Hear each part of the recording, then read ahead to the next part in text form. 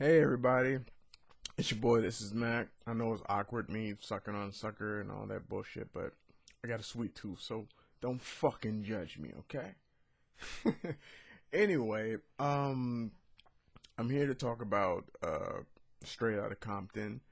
I didn't go see it Friday, but I did go see it tonight, Saturday, August 15th. Um, I went to go see it, so here's my review on it.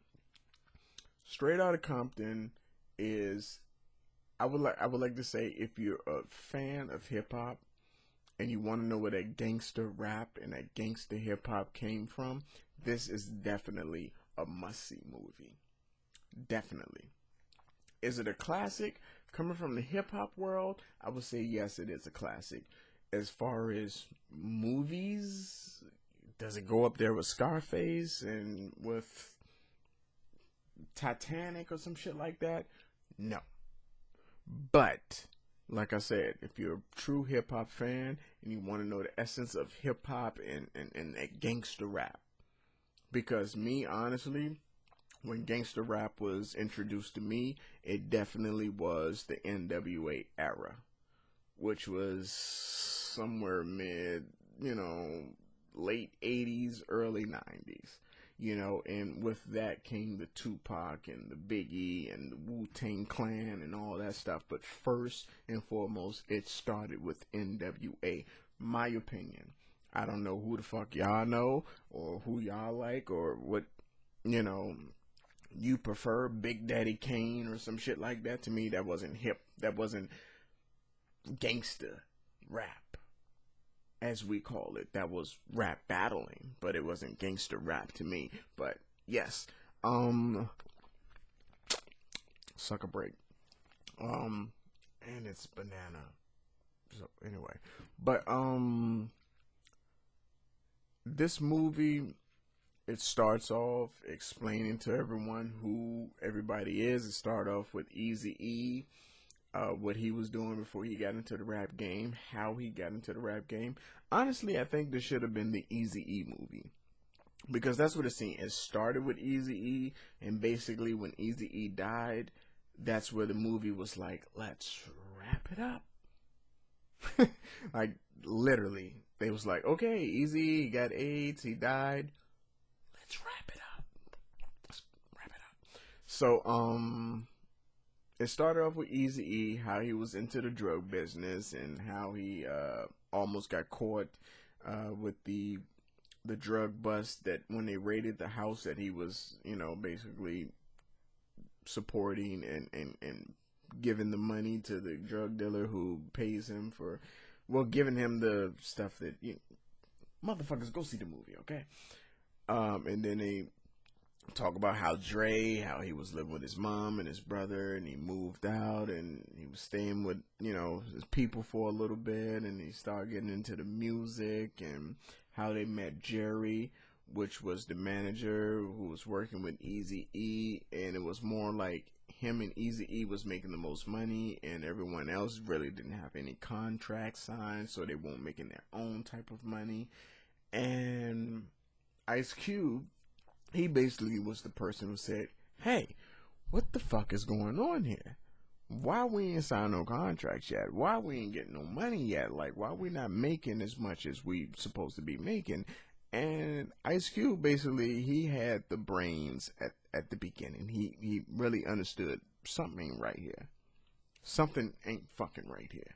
And after Easy E, I believe DOC, he realized it too, or either Suge Knight realized it for DOC, and basically he went with Suge Knight and all that, and he became his manager and all that stuff. But Ice Cube went on his own route to a solo successful career, and they went really into detail. I love it. They showed how Ice Cube went into the executive's office and he started breaking shit at the record label, and he started busting shit open and knocking down albums and cracking shit with the baseball bat. Shit that we heard about, on the news, and shit that we heard about that was rumors or whatever, and they put it in there. And I mean, the actors played a good role. They played a hellified role. It was good. It was real good. Like, I mean, Ice Cube's son played Ice Cube, of course, and he did a good job with that. Like, if you're really in tune into it, you really thought Ice Cube was Cube, and you really thought Dr. Dre was Dre. But Easy E, you kind of got caught into the character, and you was like, okay, because I don't know about y'all, but coming from the East Coast, we really didn't get too much of Easy E. Like, we just really didn't get too much of it. I mean, we heard him a lot, but we didn't get too much of Easy E. Because now in up to date, we still hear about Ice Cube. We still hear about Dr. Dre. So it feels like we're more connected with them. Easy E, on the other hand, the person who played Easy E, I'm not sure. Sorry, I'm a little bit tipsy right now. I don't think it was his son though, but I think he played a good role.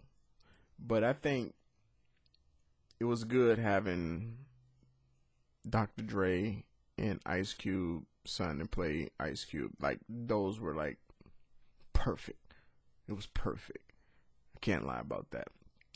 And basically everybody slowly but surely started realizing the guy Jerry, who was managing the whole team, and helping Eazy-E run Ruthless Records, slowly but surely everybody started realizing this man is full of shit, and they got to the point where Eazy-E, they basically was showing that he was fucking a lot of bitches.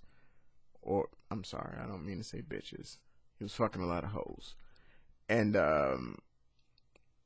basically, he caught HIV.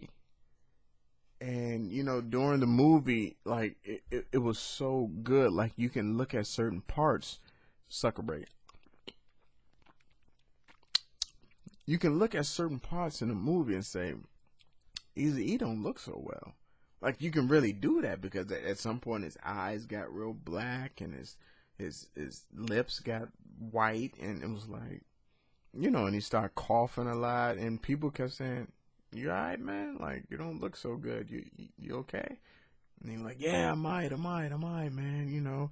And then he go on to his normal life, and then another scene would come, and he'd be, and doing a lot of coughing and stuff, and I'm like, "You don't look so good." I mean, it was like you can see it. It was like, wow. I mean, if they would have went the whole mile with it, and made him kind of lose a little weight and all that stuff, it would have been a little bit more. But I guess they were like, fuck all that shit. Let's just give him a couple of coughs and take off some makeup, put on some white shit. Action. But I gave the movie, out of 5 stars, I gave it 3.8. Which is good. It's good. It's good. Anything over a 3 is good to me. And I gave it a 3.8, which is closest to a 4, which is that much closer to a 5. It's a good movie. I think everyone should at least see it once. At least once. It brings back a lot of memories. They did have Tupac, the guy who played Tupac. He had a short role in it. It wasn't a big role. If you're looking to see this guy who playing Tupac, to me, looking at the pictures of the guy who played Tupac, he looked like Tupac in the pictures, but in the movie, it was like, the hell? Like, maybe it was just me, but a couple of people in the movie theater was like, what? When we seen him with the bandana tied, and he was like, yeah, Machiavelli, come with me. And we was like, what the fuck? He just didn't, to me, he didn't look as much as, like Tupac as we seen in the movie, well, in the pictures of the guy who's going to be playing Tupac. But he had a small cameo. I mean, probably a good minute in the movie, maybe a minute and a half. And they showed how Dr. Dre departed from Def Jam. And, I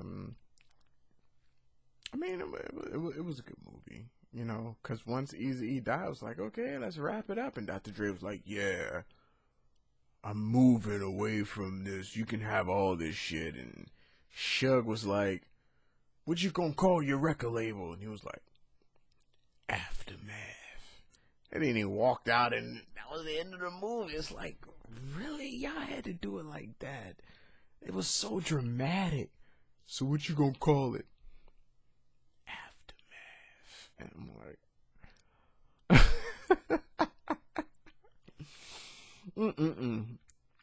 And they showed how Ice Cube was working on Friday, things like that. So it really got deeper into, what NWA was about. It is a good movie. It's above good. It's not great. It's not classic to me. I mean, like I say, in the hip hop nation, it is classic, but it's not a classic movie. The greatest of 2015. I don't know. I'm not gonna say all that shit. Mm-mm. Mm-mm. I mean, because they said the same thing about Dope. I watched Dope. Dope is a nice movie, but it's not classic. I don't know. But every time I say shit, I'm wrong about shit, and I don't know what the fuck I'm talking about. I don't. What the fuck? I watched Scarface and was blown away. That's a classic. I watched Casino. I watched Titanic. All those are classic, and I love that. I watched the Avengers 1 and 2. I love those. Those are great. Why the fuck, when I say something isn't great, all of a sudden I don't know what the fuck I'm talking about?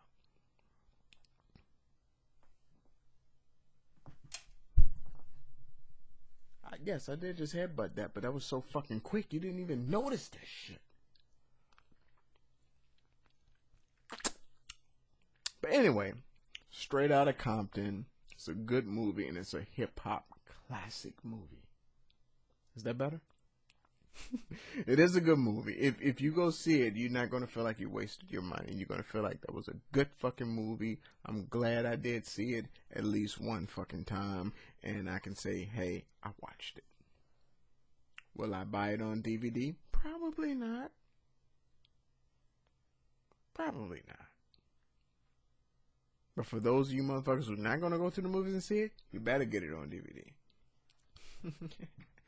Anyway, it's your boy, This Is Mac. Like I said, I give it a 3.8, which is good. Above good in my fucking books. Now, I hope y'all are having a blessed fucking weekend. And I advise you to go out there and see Straight Outta Compton. I love y'all. I hope you love me. If you don't love me, pretend you do. Alright, fuck off. Have a nice night.